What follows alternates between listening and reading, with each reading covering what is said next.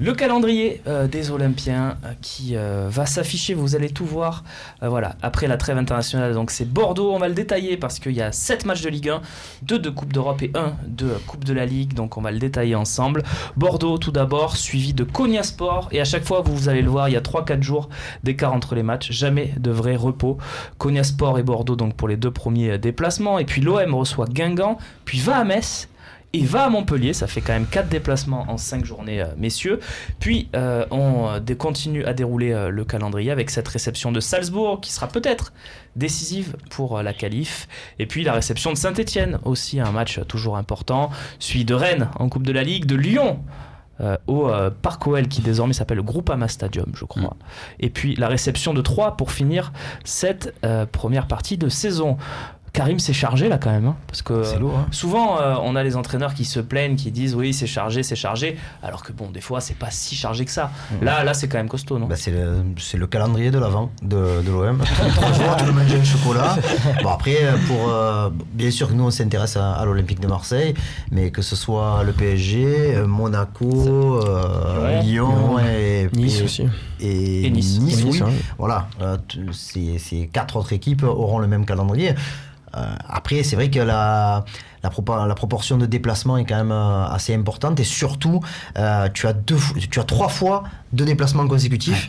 Tu as d'abord Bordeaux-Konyaspor, ensuite tu as Metz-Montpellier et tu as encore Rennes-Lyon. Donc là, avec certains problèmes d'effectifs que connaissent le staff, que connaît le staff de l'Olympique de Marseille pour l'instant, ça peut être problématique. Mais bon, après, il y a un effectif quand même pour répondre à cette forte cadence. Là-dessus, sur cet enchaînement de matchs, tu sais que quand tu joues tous les 3-4 jours, tu fais de la récupération entre les matchs.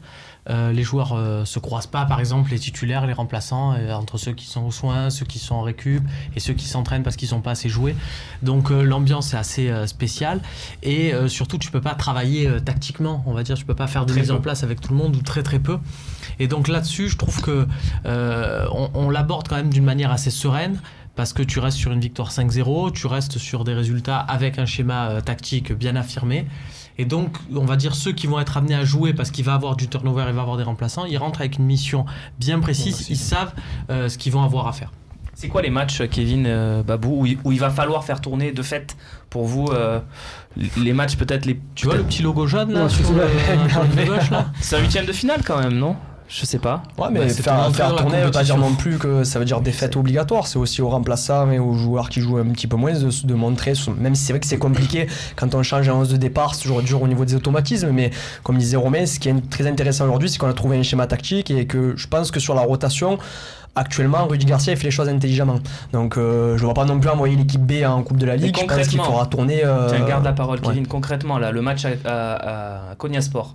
Est-ce qu'il faut refaire un turnover ou pas? Si tu te fies à ce qu'il a annoncé, je parle de Rudy Garcia à la fin du match à Guimarães, il a dit on a fait du turnover, maintenant on sait que les 2 derniers matchs il faut les gagner. En gros, on a donné notre chance, la chance à certains. Il fallait gagner contre Guimarães pour pouvoir continuer sur ce turnover. Là, c'est pas possible. Donc, je pense que ça sera pas le cas. Donc il y a vraiment un seul match où on peut se dire tiens, on va faire tourner, on va donner un peu de temps de jeu.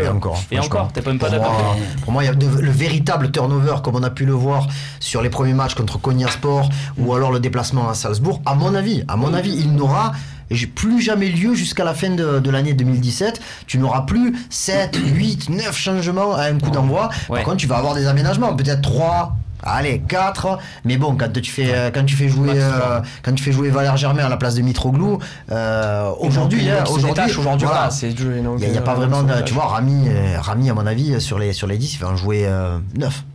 C'est pour ça que là, il faut plutôt se dire, plutôt que de parler de 2 équipes, mais de certains joueurs, le 12e, le 13e, les fameux 12e, 13e hommes, qui en fait vont être des titulaires à part entière. Morgan Sanson, sur les 10 matchs, il est parti pour en jouer 7 ou 8. Un coup là, mais les 2 autres, il va rentrer en jeu dès l'heure de jeu. Oui, parce qu'il y a des joueurs qu'on pensait être remplaçants en début de saison, comme Zambo, Ocampos ou Engie, et qui finalement, eux, ont gratté plus de temps de jeu que prévu dans l'histoire. Fabrice. Le vrai turnover, c'est quand tu mets tes bras. Là, c'est bon, il n'y a plus de bras, donc il n'y a plus de turnover, mais le mot, c'est ça, c'est de la gestion. C'est sûr qu'il va y avoir des aménagements, c'est obligatoire, parce que justement, pour qu'un Sanson puisse faire 8 matchs, il va falloir qu'à un moment donné, tu puisses le faire souffler un petit peu. Mais Payet, par exemple, ne pourra pas faire les 10 matchs. Exactement. Et c'est le cas. Maxime Lopez, Germain, Ngier, pour moi, qui sont des joueurs qui sont quand même très proches. Je pense que Bounassar fera quelques matchs aussi, c'est sûr et certain. Il peut remonter, après, en Coupe de la Ligue, on va tomber aussi. On parlait de mettre une équipe B. Rennes, ils sont dans le même championnat que nous, ils sont pas très bien en championnat, ils ont aussi un match avant, un match après. Je pense que eux aussi, là, on sera dans une configuration différente encore de l'Europa League. Très bien, messieurs, on a fait le point. Quelque chose à rajouter? Je vous laisse une petite fenêtre si vous en avez envie.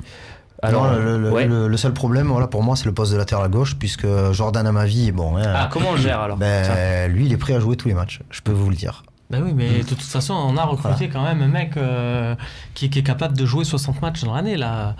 Il a faim, il a eu quand même des blessures par le passé, et je pense qu'il a envie de faire une saison complète. Mal tourné dans l'oreille, là, il ici. Aussi, hein. Et s'il se blesse à ma vie? Ah non, mais si, c'est bon. Mais bon. Mais non, mais c'est pour ça que je pense qu'il est quand même. Moi aussi, ça me plairait, bien sûr, qu'il peut faire les 10 matchs. Mais après, je pense que gérer, quand tu es un coach, c'est ça justement. C'est que même si ton joueur te dit je vais faire les 10 et qu'il te dit c'est bon, il n'y a pas de souci, il n'y a pas de secret statistiquement. Au bout d'un moment, il va se péter ou quoi. Donc c'est que Doria. On va voir à un moment donné Doria. Voilà, c'est obligatoire. Je pense qu'on pourra pas faire autrement. C'est vraiment dommage. Hein. Oui, en même temps, c'est vrai que ça serait bien que ça avance. Ça à voir aussi. Je pense que là, il n'y a pas lieu de se presser. Moi, j'aimerais bien voir Doria à Rennes, parce que ça sera par exemple un petit. Non, mais pour moi, c'est aussi une valeur d'histoire. N'oubliez pas que notre ami Garcia parlait de Belgium aussi. Hein. Doria aurait pu jouer en 16e de finale avec l'année Bielsa. Tout le monde s'attendait à ce que ça soit son premier match à Rennes de la Ligue. Élimination. Donc élimination avec cette bagarre de Djadji et Paul Georges Tep. Avec Gignac au milieu. Ah oui, c'est excellent, exceptionnel. On enchaîne, messieurs, avec déjà l'avant-match de ce Bordeaux Olympique de Marseille. On attend vos questions. #LiveTalk.